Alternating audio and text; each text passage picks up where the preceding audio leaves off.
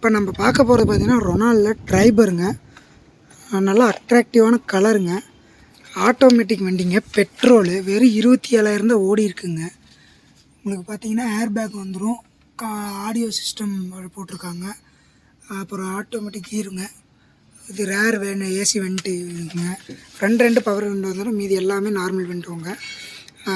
இன்டீரியர்லாம் நல்லா NEET and க்ளீனாக இருக்குது. பார்த்துட்ருக்கீங்க. பேக் சீட்டு தேர்ட் ரோலாம் பார்த்துட்ருக்கீங்க. டயர் ஒரு 50% இருக்குங்க. வண்டி நல்லா இருக்குது.